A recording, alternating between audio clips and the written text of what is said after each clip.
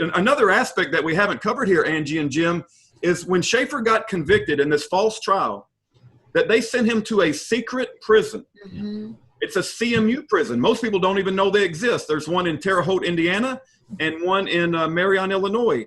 And it's for charismatic, inspirational, well-spoken prisoners that they have to silence at all costs. And that's why they stopped Angela from speaking to Schaeffer. They won't let me speak to Schaeffer. And let's think about this. If Schaeffer was innocent and he was righteously convicted and it was done in an upright and straightforward manner, what would it matter if Schaeffer sent out 450 pounds of mail a day? What would it matter if we put out his voice? Everybody knows that he got a fair day in trial. The reason they have to send him to a secret prison is because they know that the more he speaks, the more he uncovers about the injustices with the prosecution that already had a track record of illegal activities. They're never held accountable. One of the problems that we always have is the Department of Justice and the FBI is never held accountable when they get caught, whether it be with the Bundys, Leonard Peltier, Schaeffer Cox. We got many other cases. It's a systemic problem. So to answer your question, Jim, I believe it goes all the way to the top. I believe that it's not just a few bad apples at the bottom. And I strongly believe that after having read many books and interacting with many prisoners that have been entrapped. I got a lady right now that we could do a whole new show on that was entrapped by the FBI and spending 5 years in prison. She was 25 years, an electrical engineer. Her name is Pat Parsons. And it's just one entrapment case after another. And the FBI needs to be called out for their wickedness. And that's the problem, is nobody's calling them out on a big enough scale. Yeah. I agree that, and not only do they set up innocent people in like cases like this, I mean, they're involved in all kinds of other nefarious things. I mean, I don't even think that the FBI, I don't see any good that they need to be. Yeah, they need even an organization. They need to disband. You know, I mean, they the way they are now, they need to be disbanded, and the CIA can go also, as well too. Yeah. The NSA, all of the alphabets. Goodbye, alphabets. TSA, right? I mean, as far as I'm concerned. Hey, I got to tell you, Jim, you're my kind of people, both you and Andy, because I thought I was a little radical when I first made that statement. But do you realize there's a man in Donald Trump's administration that recently tweeted? He's an advisor to Donald Trump, and he tweeted, "We need to dismantle the FBI and replace it with an organization that will both enforce and follow the law." That's becoming very mainstream. In Time magazine just a few months ago, do you know that the main cover of Time magazine was FBI in crisis? It's worse than you think. Yeah.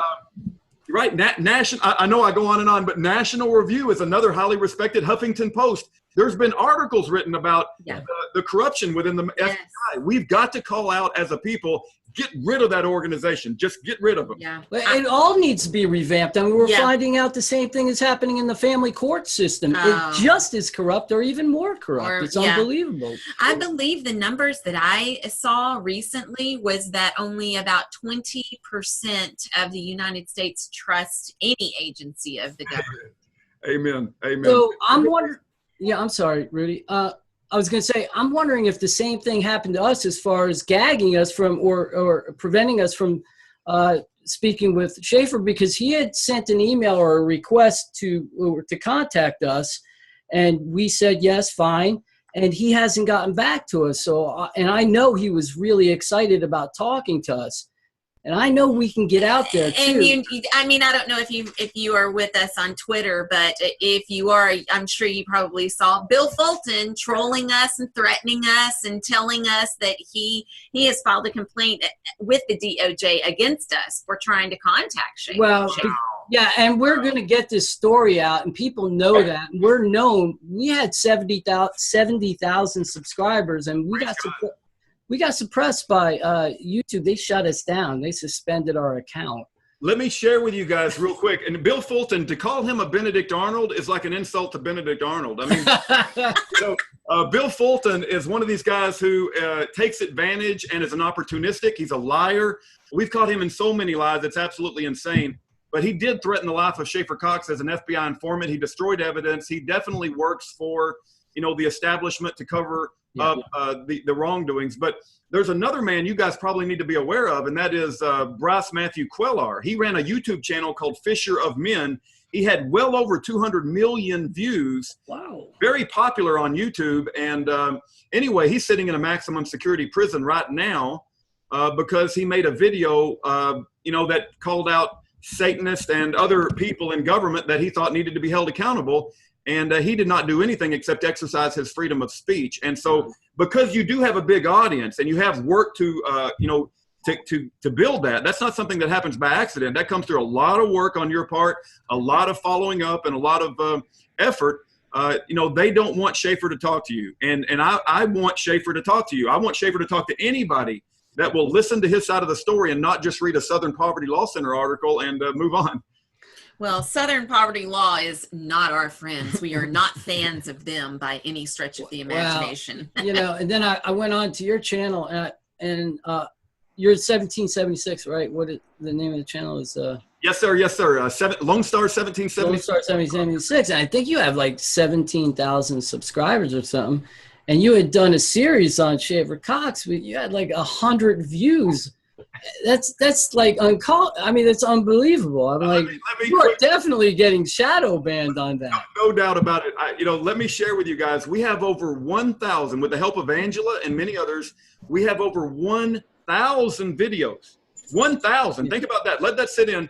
1,000 videos on Schaeffer Cox alone on that channel. During my 10 years of being on YouTube, 90% of the time or more, I've operated with 1 strike or 2 strikes, just on the verge of being shut down. And so, but we're going to give God the glory. We're going to keep moving forward, and we're going to advocate for Schaeffer because he's innocent. But we praise God for channels like you and you guys who just look deeper. You look into the evidence. You don't just take somebody's word for it. And we have what Angela and I want to share with your audience, and also you as well. Anything that you ever hear about Schaeffer, whether you hear that he was trying to buy illegal weapons, he beats his wife, he's insane, he was calling for a revolution, he wanted to go kill people. I don't care all the bad things that you hear about that. We've heard it a million times, and we've got the ammunition and the truthful response from Schaeffer on exactly what was happening in that circumstance. And so Schaeffer's case is all about narrative. It's all about context. It's all about FBI's. What if FBI informant came and followed you guys for 2 years? They sat at your breakfast table. They recorded every private conversation. Could they cherry pick, over a period of 2 years and possibly make it look like you guys are something that you're not? But even after all that, I can tell you there's no smoking gun. Schaeffer never wanted to kill anybody. He never wanted to hurt anybody. He only wanted change to come about in his community. And he did have a militia. There's nothing wrong with having a militia. It was called the Alaska Peacemakers Militia. It's constitutional. It is constitutional. Once again, it's scary. Go ahead. What were you going to say? No, I was going to say when being constitutional or believing in the Constitution is being a domestic terrorist, then we've got a real problem in this country, and people need to be aware of that because that's what's going on. And then Angela, I was going to ask Angela, when was the last time you had contact with Schaeffer, and how did that conversation go? I think it's been about 2 months since I was able to talk to him on the phone. But the conversations are always really good. Yeah. But one thing I was going to point out is that their goal was to kill Schaeffer. Yeah. We were talking about the corruption. On the arrest video, they said all of this on video is the FBI gave the Olson, J.R. Olson, an unmarked gun. And their plan was to throw it. They told him to throw it in Schaeffer's lap when they come so they would have an excuse to kill him. Wow. And for the informant to get under the car. And so they're in this area where there's abandoned warehouses, and out of nowhere, a Baptist preacher walks up to the door. And he walks up to the door and he says, why are there guys with machine guns around there? And Schaeffer's like, what? So that's the only reason he's probably alive, which is God. Right. Gosh. Yeah, that's I have never heard that story. Thank you for sharing that. That's crazy.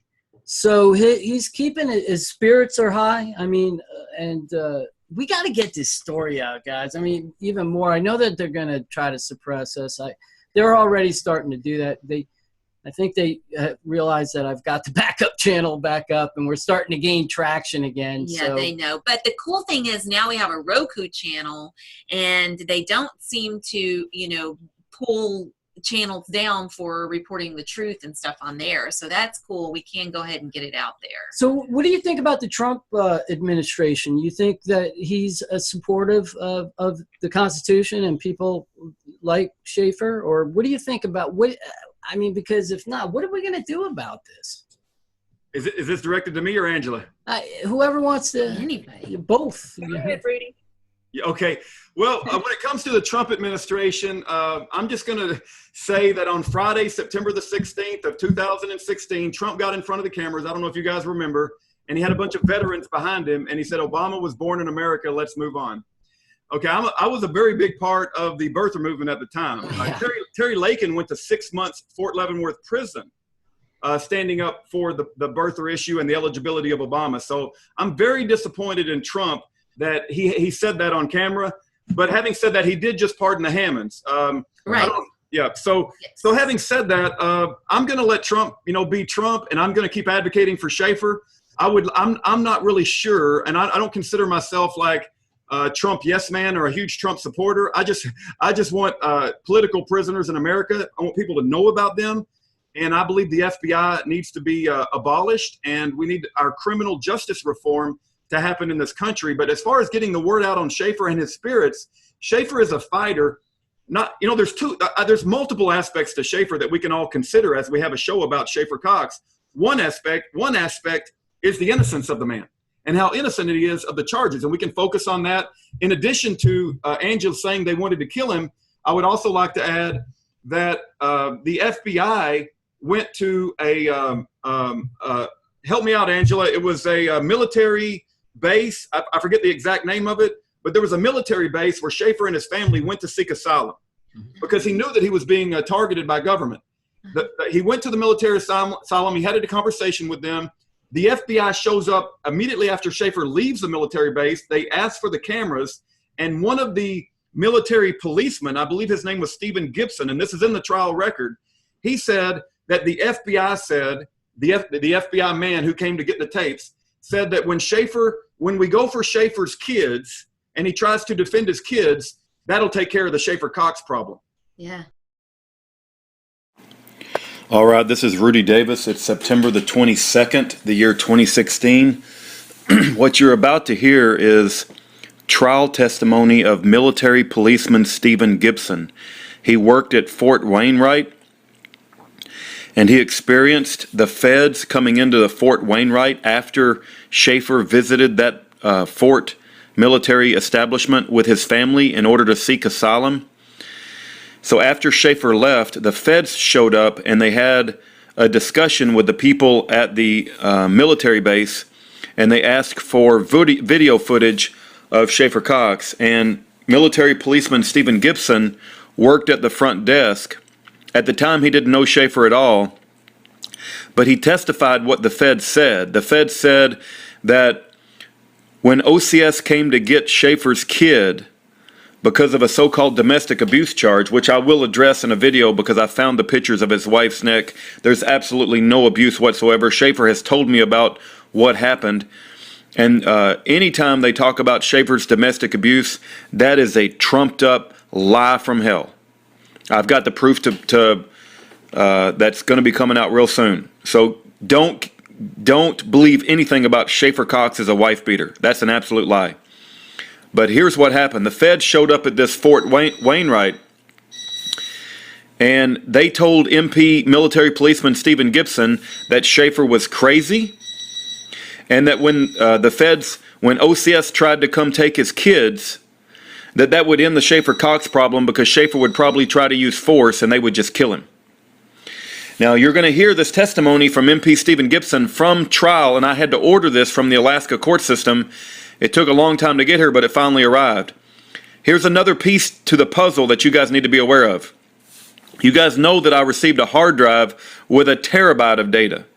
All kinds of files and videos and audios and transcripts and photos and aerial footage and newspaper, collections. Okay, just a ton of data on Schaeffer's case. The only corrupted audio file that I've ever came across so far is a 1-hour interview that was done by MP Stephen Gibson. He was the subject of the interview, and the interview was done by investigator Rolliport, who worked for Nelson Traverso, who was Schaeffer's attorney. Okay, so that 1-hour interview of MP Stephen Gibson is corrupted. And I hate that, because Schaeffer told me there's a tremendous amount of good information on there from MP Stephen Gibson's perspective, but I can't find it. I've written off to Rolliport, who his daughter fell, and she's now a paraplegic. I've written off to Nelson Traverso. I've written off to Robert John. None of them will give me this uncorrupted file if they even have it. So what we do have is we have the actual trial testimony, which Schaeffer says is very watered down, but nonetheless listen to it and it'll tell you the story, exact story that I'm telling you now, that the feds came on base, they thought Schaeffer was crazy, and they were using OCS as an excuse to kill Schaeffer. That when the OCS came to take the kid for this trumped up domestic abuse charge, which is a lie, that Schaeffer would use force and they would just kill him. And you'll hear MP Stephen Gibson say this in trial testimony. Even though I've lost the interview that was done outside of court, we still have the trial testimony, and here it is. And I pray to God that you listen. Thank you.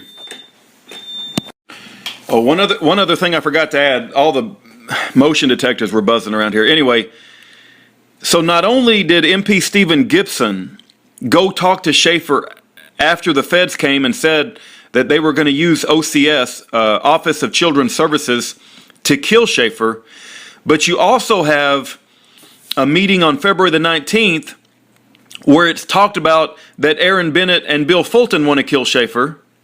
And then you also have Bill Fulton himself telling Gerald J.R. Olson and Lonnie Vernon that remind Schaeffer about the time I threatened, the time I wanted to kill Les Zerbe.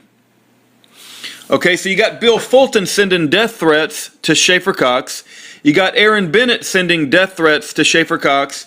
You got MP Stephen Gibson, military policeman, contacting Schaeffer Cox after the feds show up to get video footage.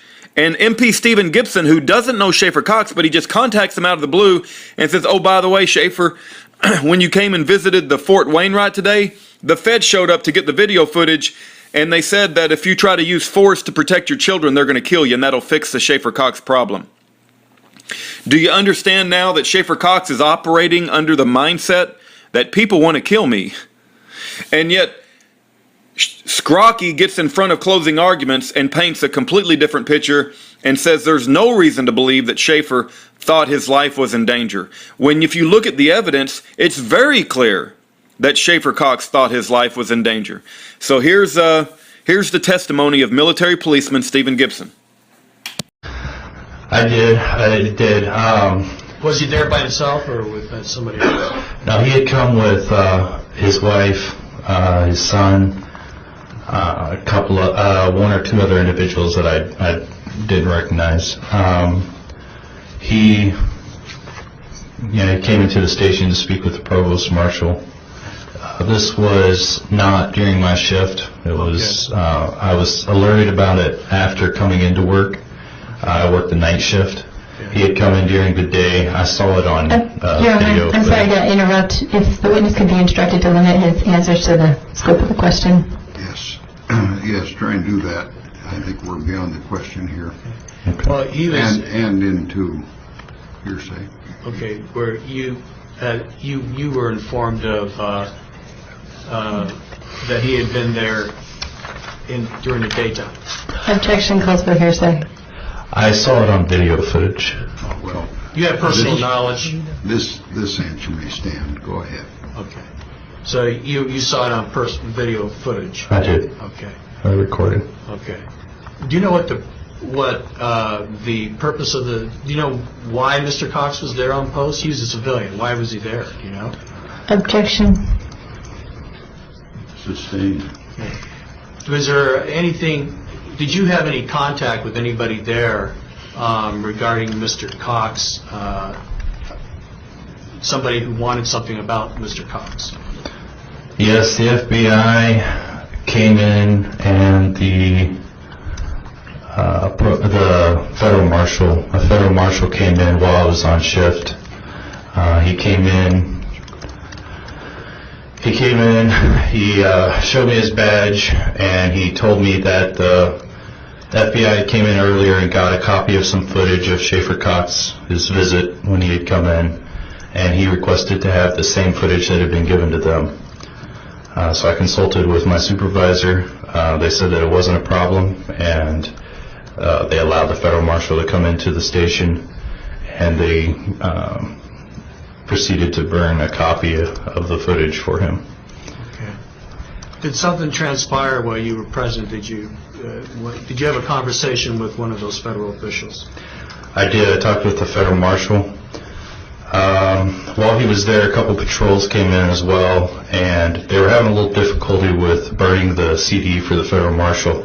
So he was there at least 30 minutes. While he was there, he talked about, I asked him, I said, who is Schaeffer Cox? Why? Basically wanted to know what the big deal was with the FBI, the federal marshal, and stuff like that coming in there for this footage. Would that be consistent with your work with the military police or with your job? With your job as a desk clerk there at the provost marshal's office? Everybody that would come to the station while I was on shift would talk to me at some point. I mean, I would be the first person to talk to anybody that would come to the station. All right, go ahead. While he was there, I had asked him about Schaeffer Cox, and he had told me that Schaeffer Cox was a guy that lived there locally in Fairbanks. He told me that Schaeffer Cox, in his opinion, was crazy, and was currently going through some issues with OCS. He said that Schaeffer Cox, it looked like, was going to lose his son because he hadn't been participating with either a hearing or something to do with OCS. I don't know all the details with that. And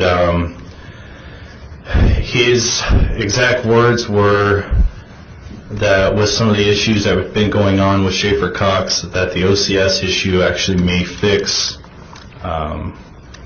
resolve the problem that they had, because he could, he said that Schaeffer Cox had made some threats in reference to OCS. He said that he had said that he was not going to give up his son, and that he wouldn't let anybody take his family. And I believe the exact verbiage he had used was that Schaeffer Cox would turn Fairbanks into a bloodbath before he would give up his child. And so the U.S. Marshal said, based off of that statement, that when OCS would go to Schaeffer Cox's house to get his son, law enforcement would be present. He also stated that they believed, based off of his statement, that Schaeffer Cox would probably use force to prevent them from taking his child, and that if he did so, then he would most likely be shot and killed in this scenario. That was basically, I gave him the disc and federal marshal up. What did you mean by he said that it would fix the problem? I don't know what the problem was. Okay. That the shootout would fix the problem? Objection calls for speculation. Okay, what was it that you thought he was referring to when he said fix the problem? You may not know the problem, but what was he referring to when he said fix the problem? Whatever the problem was with Schaeffer Cox, if he was killed with OCS attempting to take his son, then obviously anything that had to do with him wouldn't matter anymore. So when Angela says they wanted to kill him, they wanted Schaeffer dead. There's no doubt about it. So we've got this aspect of proving Schaeffer's innocence, and we could spend hours. We've got tremendous amount of information uploaded to freeschaeffer.com, year of Jubilee, Jubilee spelled with one E, just like the King James Bible. So that's one aspect. But the other aspect I don't want us to lose is the inspirational man, Schaeffer Cox, how he was a charismatic leader.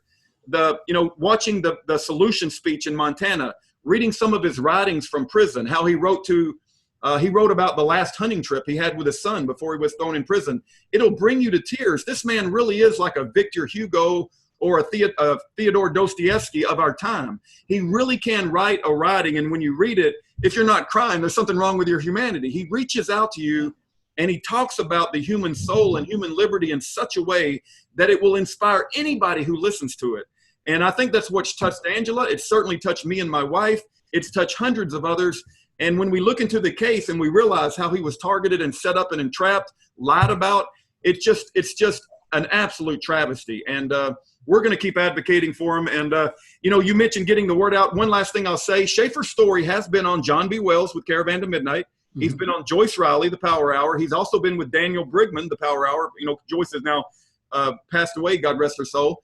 He's been on Pastor James David Manning, Pastor Wiley Drake. We got a pastor in South Dallas named Pastor Stefan Broden. We have Sheila Zielinski that's done shows on Schaeffer Cox. Yeah. So there is a groundswell of support. We have who's the CEO of Gun Owners of America? Help me out, Angela. Larry Pratt. Larry Pratt said that the case of Schaeffer Cox is important to all of humanity. Yeah. All of the people that I just mentioned, they're not jokers. They're not misfits. They're not, they're not insignificant. Schaeffer has a groundswell of people that have looked into his case and realized he's innocent. If we stand up as a people, many times in the Bible, it said the leaders of the day changed their direction because they were afraid of the people. And I believe that's the answer is people like you, people like me, regular people can stand up and demand Schaeffer's freedom. And I believe that was the recipe for success in the Bundy case. Yes. Well, listen, this is what I feel about all of this is if they're trying to suppress this to get out to the people so they know about this, that's a problem. Amen. To me, you're hiding something. And I want to know what you're hiding. I want to know why you won't let this get out to the people. Okay, I'm talking about the mainstream media.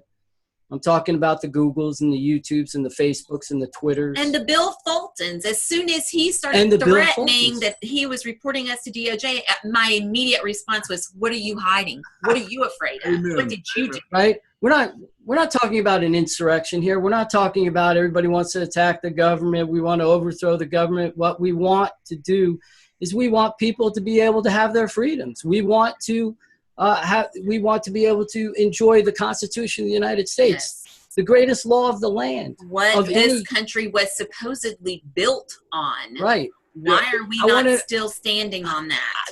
This case should be shouted from the rooftop, and everybody should hear it, and nobody should suppress it, and the American people and the world should be able to make up their own mind whether they believe Schaeffer or not. That's right. Amen. Amen. Is it a radical thing to say that we believe everybody should follow the law of the land? And I'm going to say something else that's going to be absolutely crazy, including law enforcement. How about law enforcement and the FBI and the DOJ follows the law? And because they're never held accountable. Matter of fact, the opposite. I made this statement around my wife, and she corrected me. Praise God for good wives.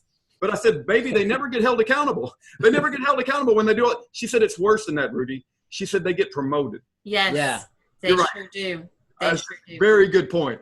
And it's so odd that I was just thinking about exactly that today while I was driving. I was thinking, why in the world would somebody who's in a government agency be, what is it that they're called? What is it that they say? They're, where they're not allowed, you're not allowed to sue them. Sovereign immunity. Immunity. Yeah, immunity. And I was thinking, why in the world would a government agency, if the government is following the law, number one, so they wouldn't be instructing their employees to do anything that would cause anybody to want to sue them. And then if they went against what was legal, then people should be allowed. Either way, it doesn't matter. There should be no immunity whatsoever, ever, for anyone at any point. You should always, if somebody wronged you, you should always have the right to take them to court. Amen. Amen. What these prosecutors are doing, Angie, in these federal courts, they're manipulating the courtroom and withholding exculpatory evidence. They're using known perjured testimony. They're outright lying. They're destroying evidence, and they're never held accountable. And when they're not held accountable, it emboldens them to go on to the next case and do the same thing, and they're rewarded for it, for their win record. Now, what's the ramifications of that? Because to them, Schaeffer's just a number. He's just a body sitting in a cell. They could care less about the man, Schaeffer Cox, but they've destroyed his family. They've separated him from his children. They took over 7 years away from his life. And I'm going to say something else. I believe they're torturing him inside that CMU prison, not only him, but others. And you say, what kind of torture? That's a very crazy statement.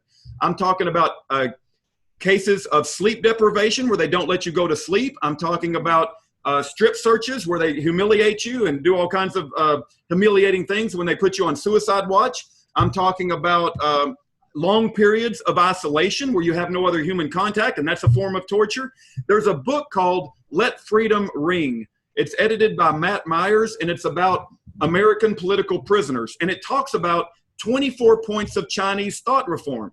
And it goes through all of these different things. One of the things that we've learned that goes on inside these CMU prisons is 4-point shackling, where they'll put you on a concrete slab with your arms and your legs tied in like a 4-point shackle position, and you'll just stay there for a long, long period of time. And I remember when I was communicating with Schaeffer, they're claiming they never do it for more than 24 hours at a time. And Schaeffer said, I'm not allowed to share with you the details, but they do it more than 24 hours at a time. And I want to share, there's one gentleman that got out from one of those prisons, and you can hear his testimony directly. His name is Abdul Hakim Shahid, and he's got a YouTube video called Lest I Be Forgotten. Abdul Hakim Shahid, Lest I Be Forgotten, and he was in the same CMU prison as Schaeffer, and he talks about horrific torture at the hands of these guards. And I believe because our society has gotten away from the Bible and we've gotten away from morality, that these guards, because they think they're dealing with terrorists, they think they're dealing with hardened criminals, it doesn't matter to them that they're mistreating these prisoners. And in reality, many of these prisoners are innocent and entrapped. And it breaks my heart to think Schaeffer has been through this sort of situation. Yeah, it all breaks my heart. I mean, human is a human. So even if these prisoners, it doesn't matter who these prisoners think they're dealing with, they're still human beings, and they treat them subhuman. I am not for torture. The Bible does talk about capital punishment. We can discuss the pros and cons of that. But I am not for torture under any circumstances, no matter what. It doesn't yield reliable results. No. It's not good Christian behavior to torture somebody. Yeah, I mean, in most cases, it's just more humane to capital punishment is way more humane than to make somebody suffer for 30, 40, 50 years. Amen. Yeah, go ahead. I'm sorry, Angela. The thing about the CMUs is they were formed outside of Congress, and when we do FOIA requests, Freedom of Information Act, to see who runs them, it comes back as it's not a government agency, so they don't have to tell us. So we don't know who runs the CMUs. So let's talk about that a little bit. Let's talk about the CMUs a little bit, because I never even heard of it before this case. First of all, what does CMU stand for, and what is it? I know it's a jail, but stands for Communication Management Units. Communication Management Units. Well, that sounds like a college course. Oh my goodness. So they are managing his communications, all right. They sure are doing that. Wow. Yeah, they monitor his calls in real time. So if they're off work, then he can't make a call. And like Rudy said, he's always behind glass. So even when his mom and dad came to visit, they can never hug him. Never. They can never get hugs. They do temperature deviations where it gets really hot, where sometimes their feet can't even touch the floor. It's so hot. And then they'll make it really cold where even the water and the sleep deprivation is where they'll wake them up every hour. How often that happens, we know that Angela, you're breaking up a little bit. I'm sorry. You are breaking up, but I'm gathering a little bit the extreme temperatures from hot to cold, and then the sleep deprivation, they wake them up every hour. How is that not torture? Well, it is I don't torture. understand. So communication management unit, I think is what we said. So it sounds like they're trying to mind control him. Actually, it sounds like an MK Ultra type thing to break into Is this like a re-education camp? You're right on the money. There is a YouTube video. I'm always giving out these resources, but I want your audience to have resources to back up everything that we say. There's a YouTube video by Will Potter. He was on TED Talks. And now I don't share any theological similarities with Will Potter. But even Will Potter did a video called The Secret Prisons You've Never Heard of Before.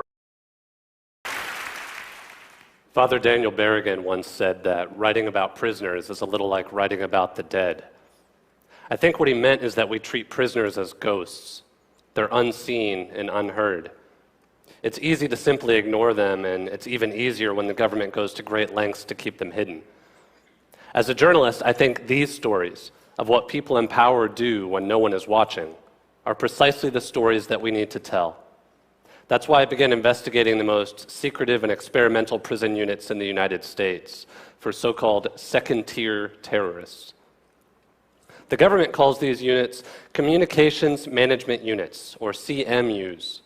Prisoners and guards call them Little Guantanamo. They are islands unto themselves, but unlike Gitmo, they exist right here, at home, floating within larger federal prisons. There are two CMUs. One was opened inside the prison in Terre Haute, Indiana, and the other is inside this prison in Marion, Illinois. Neither of them underwent the formal review process that is required by law when they were opened. CMU prisoners have all been convicted of crimes. Some of their cases are questionable, and some involve threats and violence. I'm not here to argue the guilt or innocence of any prisoner. I'm here because, as Supreme Court Justice Thurgood Marshall said, when the prison gates slam shut, prisoners do not lose their human quality. Every prisoner I've interviewed has said there are 3 flecks of light in the darkness of prison: phone calls, letters, and visits from family.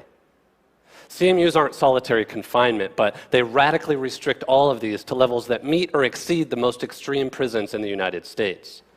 Their phone calls can be limited to 45 minutes a month compared to the 300 minutes other prisoners receive. Their letters can be limited to 6 pieces of paper. Their visits can be limited to 4 hours per month compared to the 35 hours that people like Olympic Park bomber Eric Rudolph receive in the Supermax. On top of that, CMU visits are non-contact, which means prisoners are not allowed to even hug their family. As one CMU prisoner said, "We're not being tortured here, except psychologically." The government won't say who is imprisoned here, but through court documents, open records requests, and interviews with current and former prisoners, some small windows into the CMUs have opened. There's an estimated 60 to 70 prisoners here, and they are overwhelmingly Muslim. They include people like Dr. Rafeel Dafir, who violated the economic sanctions on Iraq by sending medical supplies for the children there. They have included people like Yassin Arif. Arif and his family fled to New York from Saddam Hussein's Iraq as refugees. He was arrested in 2004 as part of an FBI sting. Arif is an imam, and he was asked to bear witness to a loan, which is a tradition in Islamic culture.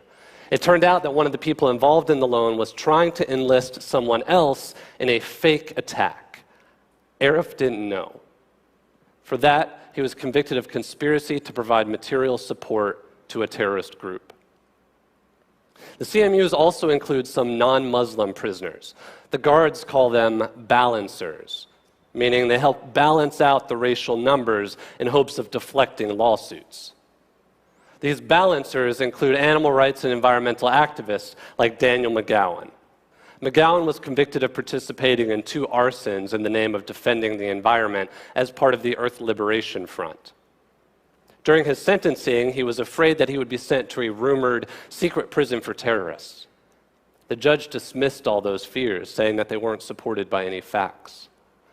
But that might be because the government hasn't fully explained why some prisoners end up in a CMU and who is responsible for these decisions. When McGowan was transferred, he was told it's because he is a domestic terrorist, a term the FBI uses repeatedly when talking about environmental activists. Now, keep in mind, there are about 400 prisoners in U.S. prisons who are classified as terrorists, and only a handful of them are in the CMUs. In McGowan's case, he was previously at a low-security prison, and he had no communications violations. So why was he moved? Like other CMU prisoners, McGowan repeatedly asked for an answer, a hearing, or some opportunity for an appeal. This example from another prisoner shows how those requests are viewed. Once a transfer, told him no. At one point, the prison warden himself recommended McGowan's transfer out of the CMU, citing his good behavior. But the warden was overruled by the Bureau of Prisons Counterterrorism Unit, working with the Joint Terrorism Task Force of the FBI. Later, I found out that McGowan was really sent to a CMU not because of what he did, but what he has said. A memo from the Counterterrorism Unit cited McGowan's anti-government beliefs. While imprisoned, he continued writing about environmental issues, saying that activists must reflect on their mistakes and listen to each other. Now, in fairness, if you've spent any time at all in Washington, D.C., you know this is really a radical concept for the government. I actually asked to visit McGowan in the CMU, and I was approved. That came as quite a shock. First, because, as I've discussed on this stage before, I learned that the FBI has been monitoring my work. Second, because it would make me the first and only journalist to visit a CMU. I had even learned through the Bureau of Prisons Counterterrorism Unit that they had been monitoring my speeches about CMUs like this one. So how could I possibly be approved to visit? A few days before I went out to the prison, I got an answer. I was allowed to visit McGowan as a friend, not a journalist. Journalists are not allowed here. McGowan was told by CMU officials that if I asked any questions or published any story, that he would be punished for my reporting. When I arrived for our visit, the guards reminded me that they knew who I was and knew about my work, and they said if I attempted to interview McGowan, the visit would be terminated. The Bureau of Prisons describes CMUs as self-contained housing units, but I think that's an Orwellian way of describing black holes. When you visit a CMU, you go through all the security checkpoints that you would expect, but then the walk to the visitation room is silent. When a CMU prisoner has a visit, the rest of the prison is on lockdown. I was ushered into a small room, so small my outstretched arms could touch each wall. There was a grapefruit-sized orb in the ceiling for the visit to be live monitored by the Counterterrorism Unit in West Virginia. The unit insists that all the visits have to be in English for CMU prisoners, which is an additional hardship for many of the Muslim families. There's a thick sheet of foggy, bulletproof glass, and on the other side was Daniel McGowan. We spoke through these handsets attached to the wall and talked about books and movies. We did our best to find reasons to laugh. To fight boredom and amuse himself while in the CMU, McGowan had been spreading a rumor that I was secretly the president of a Twilight fan club in Washington, D.C. For the record, I'm not. But I kind of hope the FBI now thinks that Bella and Edward are terrorist code names. During our visit, McGowan spoke most and at length about his niece, Lily, his wife, Jenny, and how torturous it feels to never be able to hug them, to never be able to hold their hands. 3 months after our visit, McGowan was transferred out of the CMU, and then, without warning, he was sent back again. I had published leaked CMU documents on my website, and the Counterterrorism Unit said that McGowan had called his wife and asked her to mail them. He wanted to see what the government was saying about him, and for that, he was sent back to the CMU. When he was finally released at the end of his sentence, his story got even more Kafkaesque. He wrote an article for the Huffington Post headline, "Court documents prove I was sent to a CMU for my political speech." The next day, he was thrown back in jail for his political speech. His attorneys quickly secured his release, but the message was very clear. Don't talk about this place. Today, 9 years after they were opened by the Bush administration, the government is codifying how and why CMUs were created. According to the Bureau of Prisons, they are for prisoners with, quote, inspirational significance. I think that is a very nice way of saying these are political prisons for political prisoners. Prisoners are sent to a CMU because of their race, their religion, or their political beliefs. Now, if you think that characterization is too strong, just look at some of the government's own documents. When some of McGowan's mail was rejected by the CMU, the sender was told it's because the letters were intended for political prisoners. When another prisoner, animal rights activist Andy Stepanian, was sent to a CMU, it was because of his anti-government and anti-corporate views. Now, I know all of this may be hard to believe, that it's happening right now and in the United States. But the unknown reality is that the U.S. has a dark history of disproportionately punishing people because of their political beliefs. In the 1960s, before Marion was home to the CMU, it was home to the notorious Control Unit.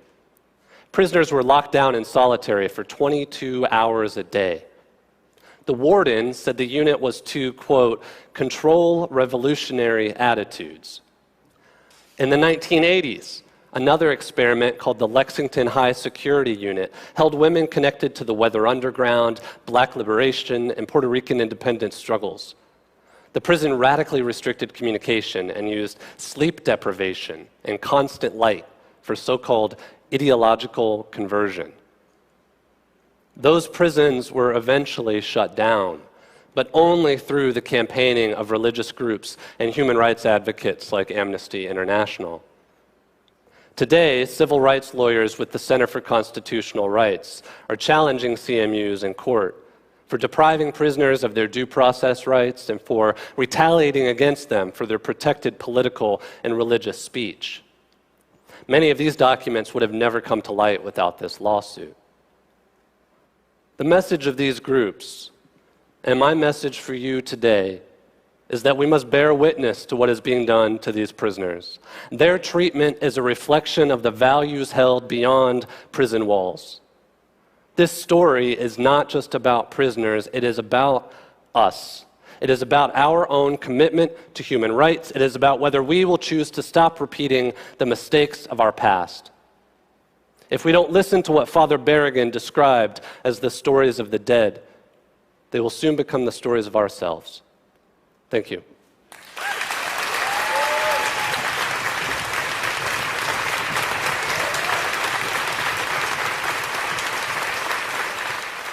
I have just a couple questions.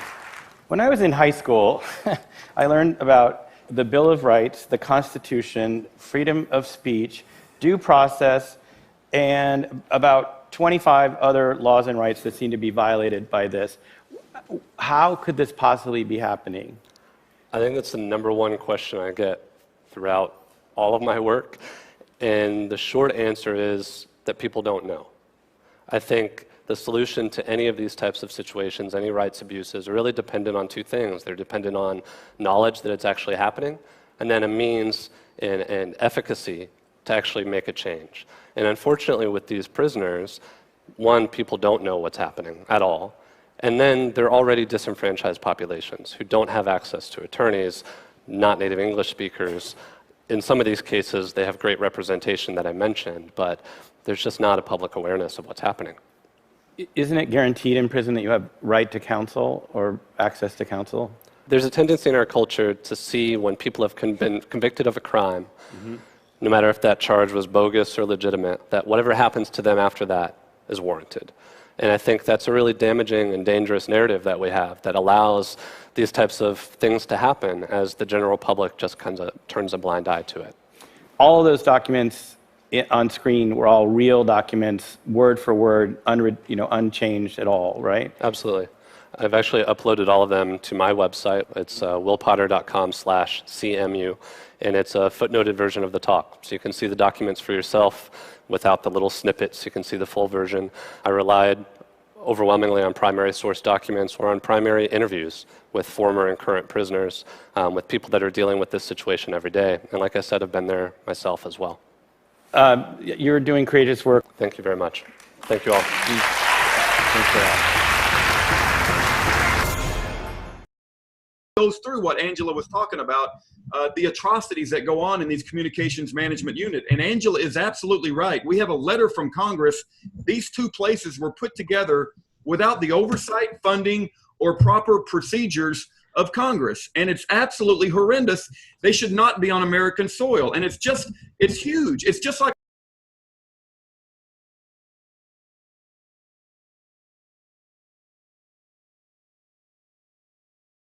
Do you believe in freedom? Do you believe in truth? Do you appreciate those who go above and beyond to help you keep your freedoms and bring you truth? Here at VL, we strive every day to bring you quality interviews and real news. Many of our interviews are exclusive and groundbreaking. These quality pieces take many hours to prepare, edit, and bring to you on as many platforms as possible.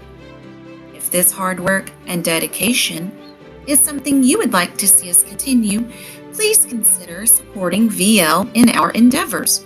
You can help in a number of ways. If you have a Roku device, please download our channel, VL TV.